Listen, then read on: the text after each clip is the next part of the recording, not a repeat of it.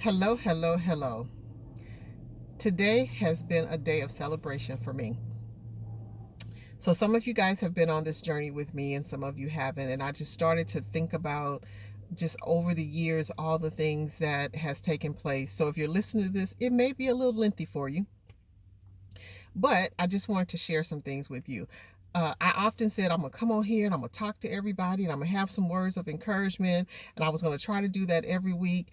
But God didn't give me something every week to come on. But when He does, I try to come on. And I started thinking about 40 years ago, I walked across the stage, 18 years old, at the sports arena as a graduate of John C. Fremont High School, class of 1982. We were the Achievers.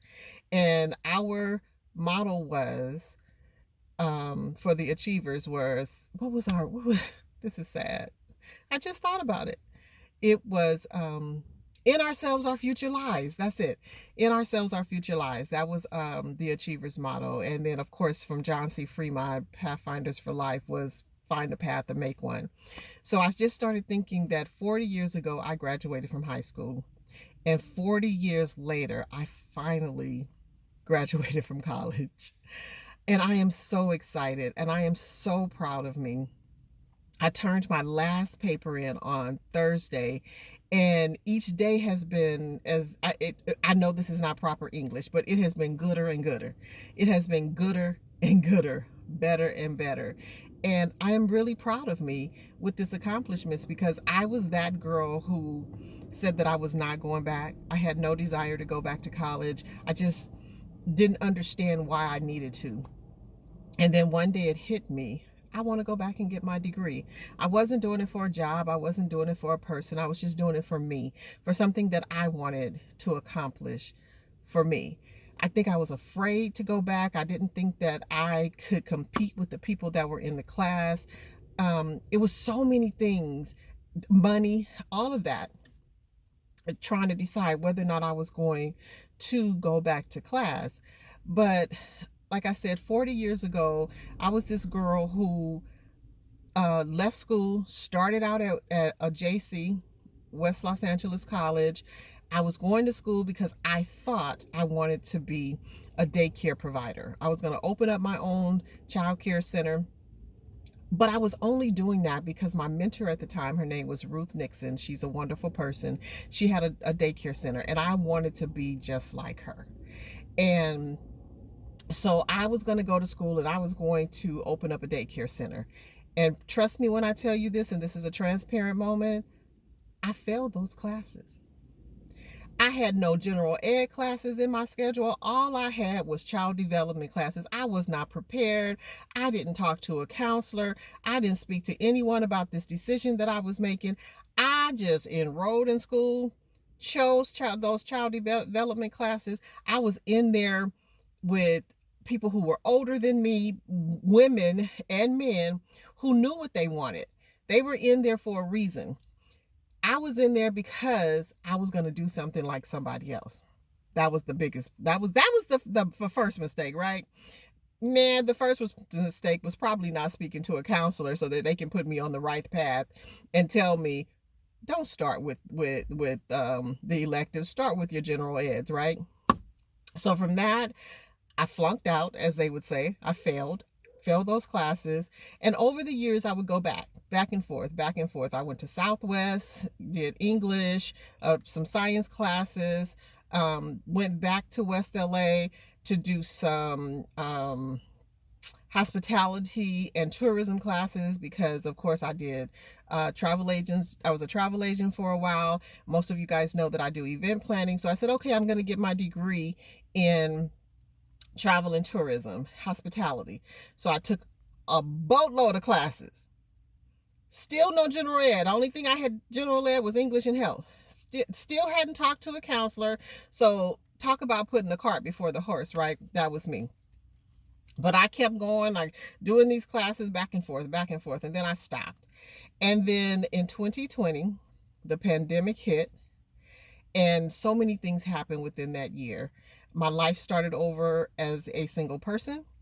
My mom was sick in 2019. I became her caregiver, and then she passed away in May of 2020. I decided that it was something that I needed to do. Oh, within that pandemic time, they decided that they were downsizing at the company that I was working for, and they eliminated my position. So I no longer have a job. So it's like, okay, Tawana, this is really a time for you to pivot. And I started the pivot with purpose. You guys are going to hear about that later on, not in this video, but later on. And so my bestie Katrina was saying that the pandemic did something for me, because during that time I also went to become a certified life coach.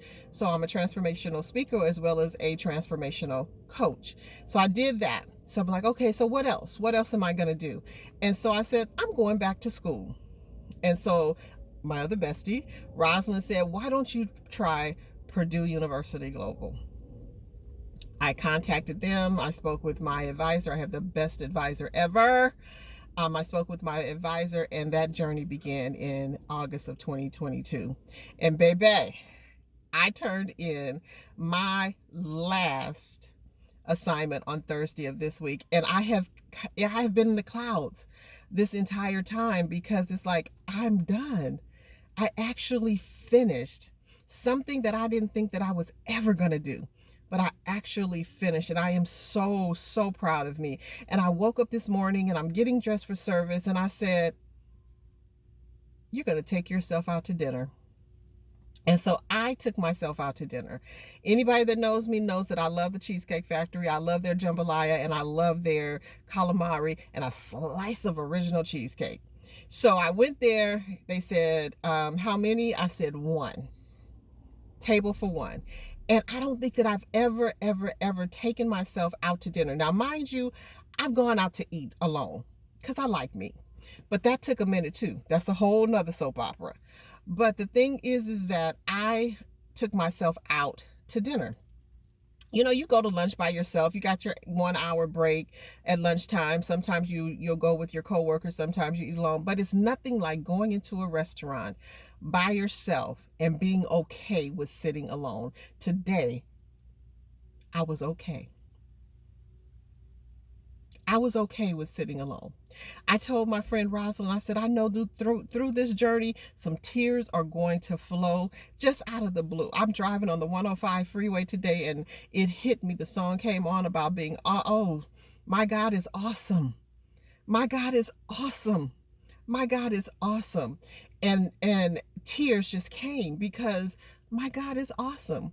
Because none of this I could have done without him. And I am so grateful that through this entire journey and through all of this that I've gone through, he has always been there. How did I get here? How did I get here? And it's by the grace of God that I'm here. And I thank God for him. There is so much, you're driving and you say, oh, when I stop, I'm going to do this video and I'm going to tell everybody. And all these things were coming to my mind about what I wanted to say. They might not be coming now, but they'll come back a little later. But right now, I just wanted to tell you guys, celebrate you. The good, the bad, anything that you've gone through, celebrate you. You deserve to be celebrated. And it took me a minute. Trust me when I tell you, it took me a minute to celebrate me, because I was in such a dark place for so long. It just took me a minute. So I wanted to come on. I wanted to say hello to all of you guys. I wanted to tell you how my day is going. I wanted to let you know that things are happening in this new chapter of my life, and I am so glad about it. I am so excited about it. And I want you guys to pray for me, because I'm going to be praying for you. One of the things today in our devotional was like, call somebody, or no, it said, ask God for a name of a person that you should pray for, and pray for that person. So I'm going to challenge you. Ask God for a name of a person that you need to pray for. If you can't think of one, say, Tawana, pray for me. Pray for me. I thank all of you guys for going on this journey with me. I appreciate each and every one of you guys for being here with me. When I say guys, I hope you guys don't take that any other way than what it is. It's just a vernacular. So thank you for being here. Thank you for rolling with the sister. Thank you for letting a sister roll with you. I appreciate you. I'll be back. I don't know. I'm not going to make promises, like I said before, that I'll be back every Monday, every Tuesday, once a week, but I'll be back because I know that God is going to give me another word for you guys. But if I tell you Tawana went to the Cheesecake Factory and ordered her some jambalaya with angel hair pasta, no onions, I ordered me an appetizer of calamari, I ordered me a slice of cheesecake, and I sat there and I enjoyed myself by myself. So, until then, have a super terrific, amazing day on purpose, because I'll be watching, because I support those who believe they could but struggled with if they should. I love you, and I'll chat with you soon. Bye.